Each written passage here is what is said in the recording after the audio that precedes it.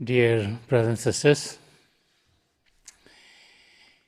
as we look at our lives, we always want to make our lives better.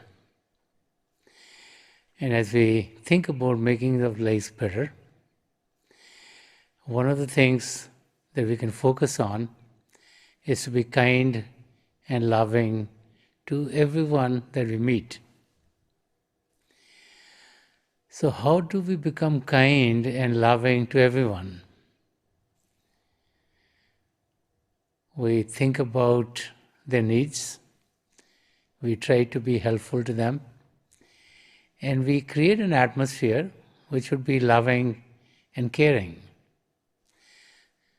One of the practical aspects of being loving and caring is to put a smile on our faces. When we meet someone, if we have a smile on our face, then the atmosphere gets happier and joyous, and difficulties fade away. We know that we all pass through difficult times in life. If at work we deal with a boss who's difficult to work with, who's demanding too much of ourselves, it might become difficult for us to smile. If we have a problem with someone that we care about, then we might just frown. If at work others are getting raises or promotions and we're left at the same job with the same pay, then it might be difficult for that unhappiness not to come to our face. Also, when we are in that period of our lives, when we get married and have children, then to take care of children, especially in the middle of the night, to be woken up and have to feed them, might be putting us in a state where it's difficult to put a smile on our face. Also, when we realize that we're taking care of the children and sacrificing ourselves, things could be difficult. And sometimes if we are very, very close to someone, and if there are difficulties in our relationships, that might make life very difficult too. But if we realize those parents who smile as their children are growing in the face of all kinds of difficult situations, we will realize that their children will come out to be those young people who would also have a smile on their face, adding to one more person who is smiling. And so we need to make sure that we are able to put a smile on our face under all kinds of circumstances. So I'd like to relate a story about a king. There was a king who loved his people who lived in his kingdom very much. So one day he decided that all the people should get dressed up very, very nicely and should come to the palace, and that he was going to give reward to those who he felt were dressed up very, very nicely. And so he gave a month to everyone so that they could dress themselves up well. So everyone in the palace was very, very excited. People are going to stores to buy new clothes, other people are taking clothes and going to the tailors so that their dresses could be made well. And so there was a lot of excitement in the kingdom. And as days were going by, people were making new dresses and new suits and all kinds of good clothing and jewelry so that they would look very, very nice when they went in the presence of the king. There was a young girl who came from a poor family, and she saw that a number of her friends were getting all kinds of nice clothes made. She realized that she would not be able to get any new clothes. And so she decided to herself that she was not going to go on that day and take part in this function. And she saw that some of her friends were getting new skirts, someone getting new gowns, someone getting like pants and shirts and suits. But she kept to herself. And so on the day when the king had asked everyone to come to the palace, everyone from the kingdom went to the palace, dressed up very, very nicely, the best that they felt they could. The king was out of the kingdom. He had to go on a journey, and he was coming back on that day. And so as he's coming back, he's on his chariot. And as he comes back and into the kingdom, and as he is going towards the palace, he sees there's hardly anyone on the streets. And then as he goes by, he sees this one young girl sitting by herself on the side of the road. So he stops his chariot, he gets down, and he asks the girl, he said, "Aren't you going to the palace?" And the girl said, "No, I did not feel like going." But when he looked at the girl, he saw a very big smile on her face. Even though the girl, maybe on the inside, was dejected that she couldn't go, but when she saw the king, there was a big smile on her face, and she was very happy to see the king. And when she said that, I decided not to participate, the king realized that maybe she felt she didn't have the right clothes. But he didn't say anything. He said, "Oh, don't worry, there'll be other chances for you to go to the palace." And he goes to his chariot, and he had a basket full of fruit, and took an apple and gave it to her. And when she got the apple, her smile got even bigger, and she thanked the king profusely, and the king left. So when the king got to the palace, he was escorted to his throne, where all his ministers were there. And so one by one they were bringing all the people who were dressed up very, very nicely. And so the king is seeing one person, another person, another person. And this kept on going for many hours. As this was happening, some of the ministers realized that the king didn't seem to be very happy or very involved in what was happening.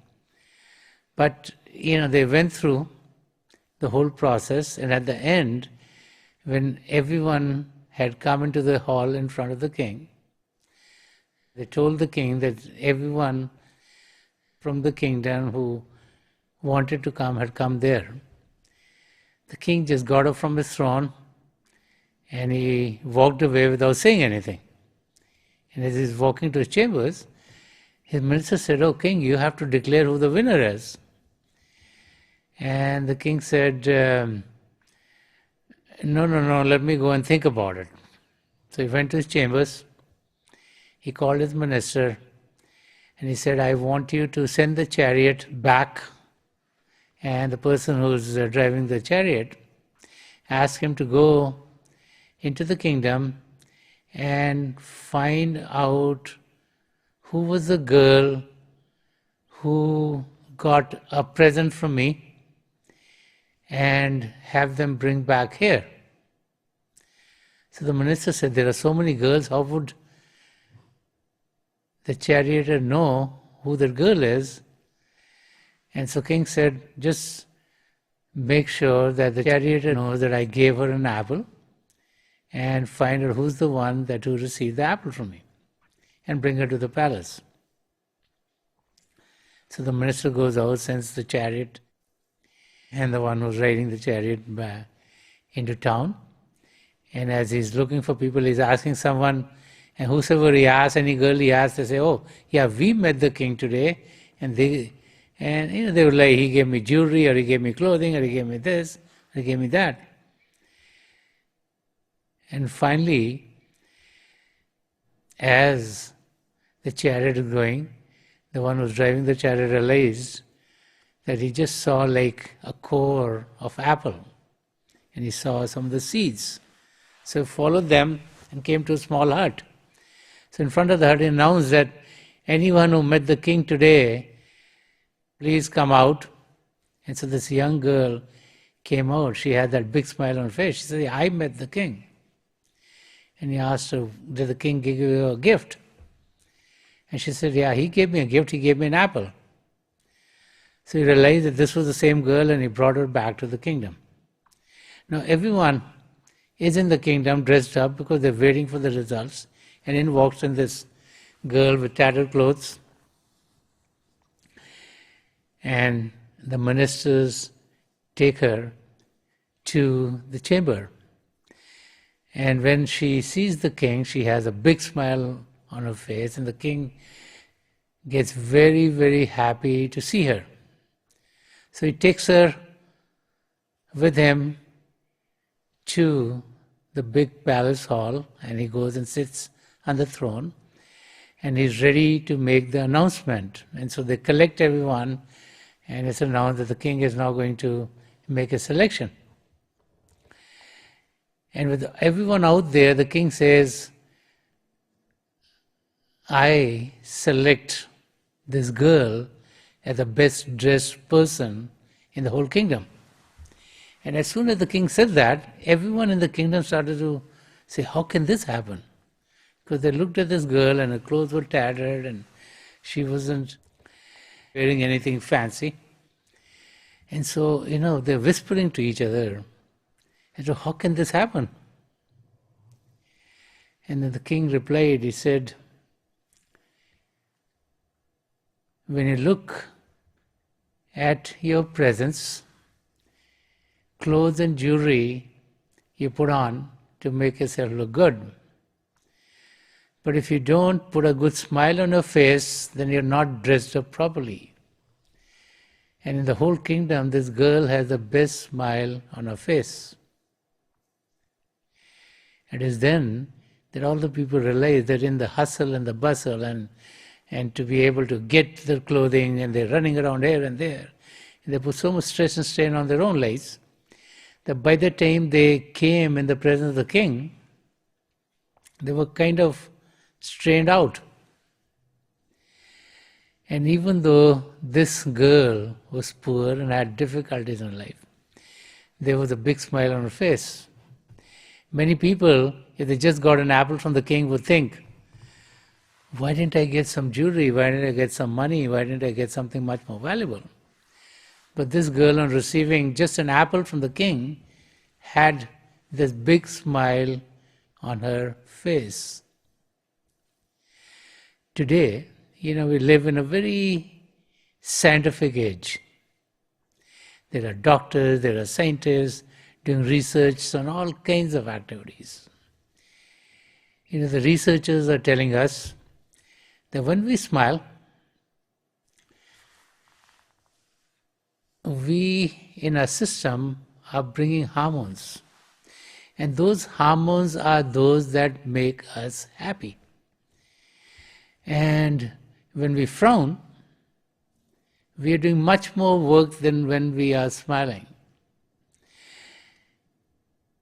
And to lead a life properly is to try to be as happy as we can be. Sant Rajinder Singh Maharaj would often say, go jolly. And many times people in the West did not understand what go jolly means. Go jolly means to be happy in all kinds of circumstances. Go jolly means not to be perturbed when things happen contrary to what we expect. Go jolly means to bring happiness in all environments that we find ourselves in. Go jolly means to be happy in our home, be happy in our place of work, be happy with our friends, and be happy wherever we are. And go jolly means that realize that difficulties are going to come along the way, but don't let them pull you down.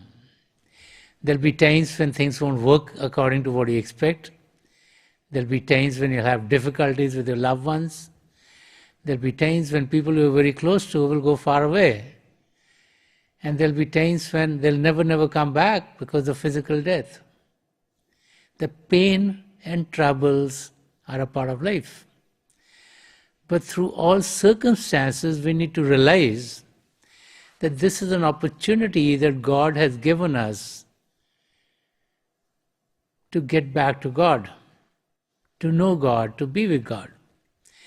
And this is an opportunity to get to our goals by digging into the source of all happiness and joy so that we can be jolly at all times. And this is where meditation comes into play. The source of all happiness, the source of all joy is hidden within each and every one of us. What gives us life is a part of God. Our soul, while it's in the human body, is what keeps us alive. And that soul is a part of God. And God is an ocean of all bliss. And so we, within ourselves, have the source of all joy and bliss. And so meditation is a means by which we can partake of the happiness and the joy which is hidden deep within each and every one of us. Sant Rajinder Singh Maharaj would always say, when he saw someone who had a long face or was in sorrow, he would tell them that he did not like to see them in that state. He always wanted everyone to be smiling.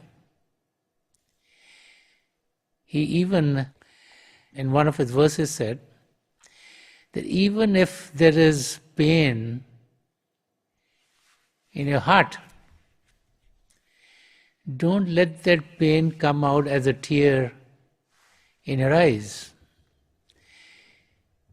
Even if we were going through a very difficult phase in life, and difficulties could be in the physical arena, could be in the emotional arena, could be in the mental arena, could be in the spiritual arena, in any arena, that if there were difficulties, don't let them come out.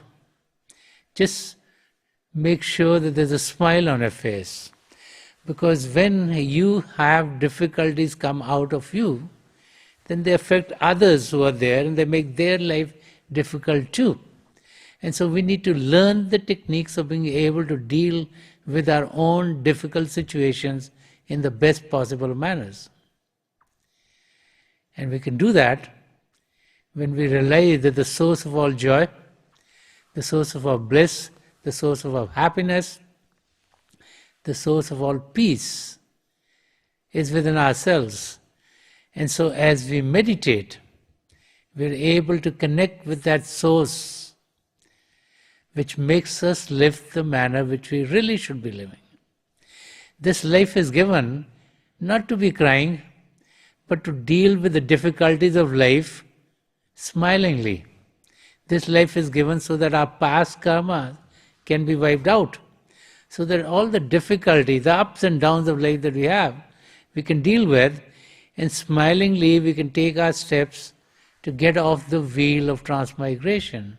And this life has been given for us to understand that even though we might feel there are difficulties after difficulties after difficulties, that we need to realize that there's always light at the end of the tunnel.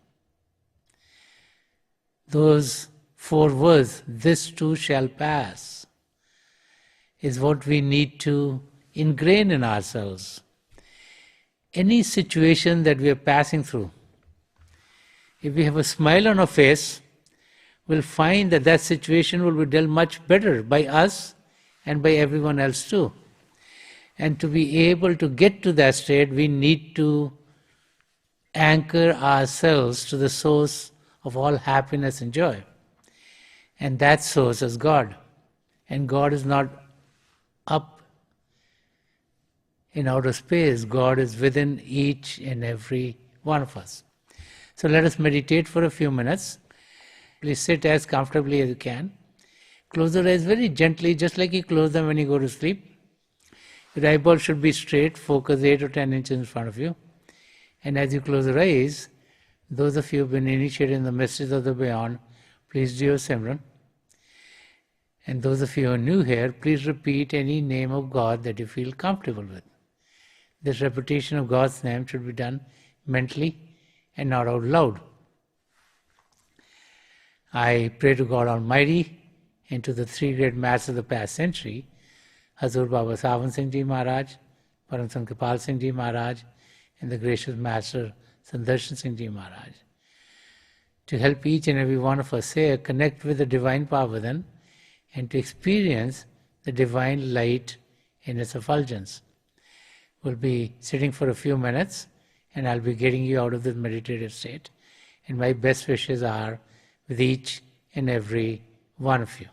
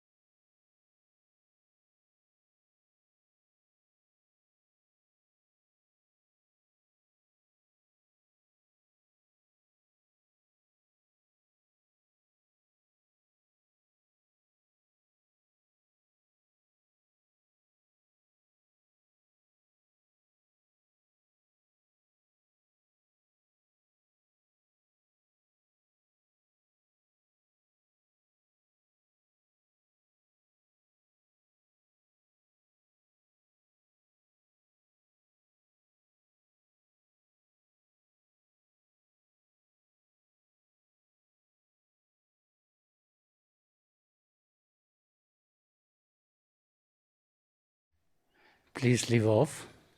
Chhod dijiye ji. As we get dressed up, and whether we are going to work or go outside the house to meet others, and as we look at ourselves in the mirror, and we check if all the buttons on our vest are done properly, if our collar is proper, if the other parts of whatever we're wearing or the jewelry we're wearing is all set properly, let us remember that the most important thing to look in the mirror is whether we have a smile on our faces or not.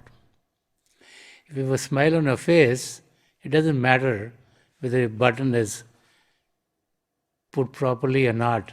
If you have a smile on your face, it doesn't matter what you're wearing. If you have a smile on your face, you'll find that not only will your own life be better, but the life of everyone else that you meet would be better too. So remember that to be kind and to be caring and to be loving to all, we need to be dressed up properly. And to be dressed up properly is to have a great smile on our face. Thank you very much.